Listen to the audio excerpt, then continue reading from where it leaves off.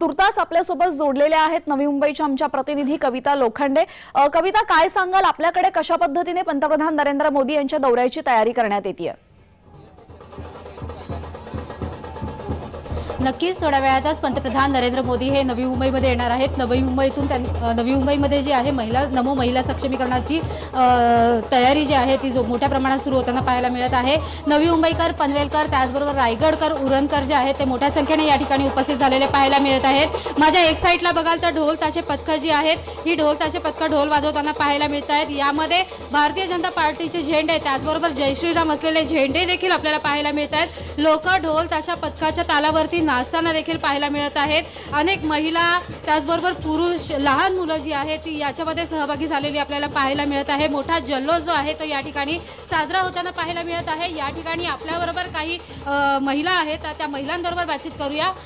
Madam, कुठून आलेले आहात आणि कशासाठी आलेले आहात? आम्ही दापोली पारगाववरून आलेलो आहोत। आज इथे नावा शिवडी जे ब्रिज बांधण्यात आलं आहे त्याच्या उद्घाटनासाठी आम्ही इथे खास करून आलो आहोत। नक्कीच, तुम्ही कशासाठी इथे आलेले आहात?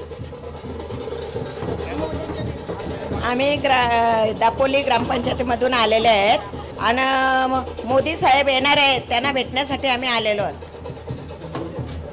आणखीन काही आपल्याबरोबर आहेत, आपण त्यांच्याकडनं जाणून घेऊया। सर, काय सांगाल, तुम्ही कुठून आलेले आहात, कशासाठी आलेले आहात? या ठिकाणी मोदी येणार आहेत आणि कशा पद्धतीने तुम्ही या ठिकाणी तयारी केलेली आहे? ढोल ताशे पथकं देखील आहेत, काय सांगाल? आज आम्ही दापोली इथून आलेलो आहोत।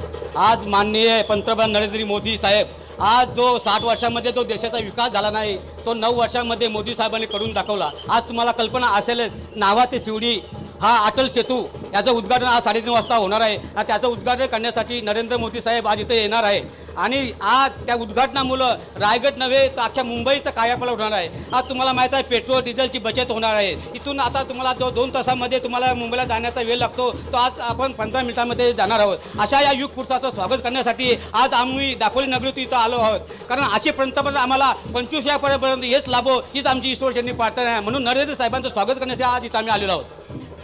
नक्कीच, आणखीन काही आपल्याबरोबर आहेत, आपण त्यांच्याकडनं जाणून घेऊया। सर, काय सांगाल, कुठून आलेले आहात, कशासाठी आलेले आहात?